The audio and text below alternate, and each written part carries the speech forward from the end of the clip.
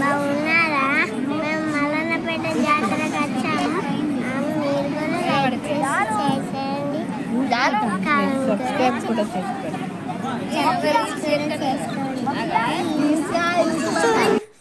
Hi everyone, మేము మల్లన్నపేట జాతరలో first టెంపుల్ని విజిట్ చేసామండి. అక్కడ వినాయకుడిని ఫస్ట్ స్టార్టింగ్ విగ్రహం పెట్టారు. చుట్టూ ప్రదక్షిణలు చేస్తున్నామండి. ఇక్కడ ఒక దేవతకు గండ దీపంలో ఆయిల్ పోసామండి. చూడండి, చుట్టూ ప్రదక్షిణలు చేస్తున్నాము. ఈ టెంపుల్కి ఒక చరిత్ర ఉందండి.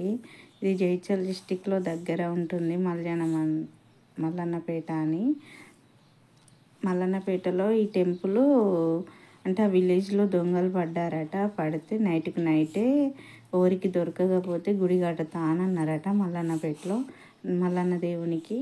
ఆ నైట్కి నైటే టెంపుల్ కట్టారట. కడితే అక్కడ సట్టిలో బోనాలు తీస్తారండి, బాగా పవర్ఫుల్ గాడ్ అని. ఇక్కడ సట్టిలో 7 వారాలలో జాతర జరుగుతుంది. చాలామంది క్రౌడ్ వస్తారండి. చుట్టూ ఎంతమంది ఉన్నారో, ఎన్ని పల్లెటూర్లు, చాలా వారికి ఎక్కడెక్కడ వాళ్ళు వస్తారండి. చుట్టూ ప్రదక్షిణలు చేస్తున్నాం. చూడండి ఎంతమంది ఉన్నారో. 7 వారాలు జాతర జరుగుతుంది. ఆదివారం అండ్ బుధవారము. ఇక్కడ ఫుల్ క్రౌడ్ ఉంది కదా, మేము స్పెషల్ టికెట్ తీసుకొని వెళ్ళిపోయాము. ఇక్కడ చాలామంది బెల్లము, బియ్యము, చక్కెర పిల్లల పేరు మీద పంచి పెడతారండి. టెంపుల్ లోపల వీడియో అలో లేదు, తీయలేను. ఇక్కడ చాలామంది బాగా మంది వస్తారండి. పల్లెటూరు ఎక్కువ బోనాలు తీస్తారు.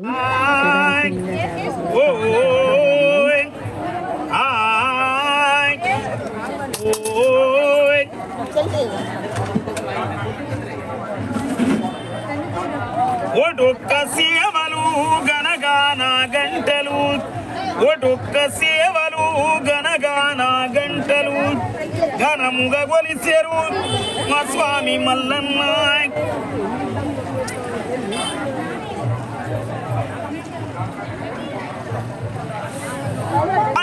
గారడి వరడియ గారడి, వరడియ గారడి మల్లయ్య స్వామి గారడి.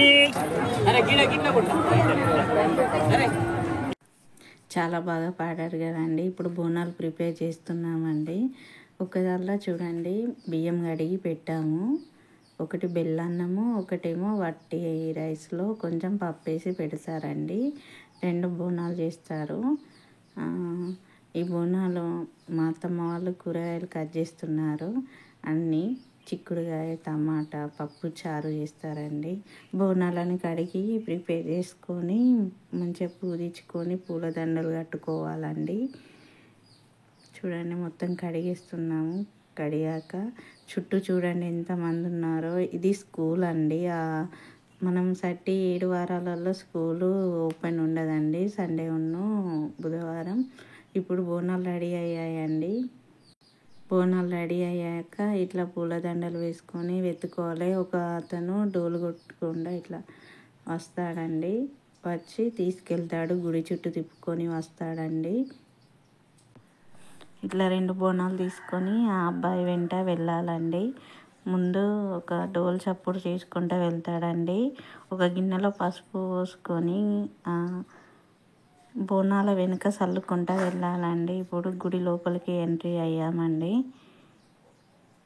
అయినా గుడి చుట్టూ ఇట్లా మొత్తం తిప్పుకొని వచ్చి మళ్ళీ ఇప్పుడున్న ప్లేస్కి వస్తారండి.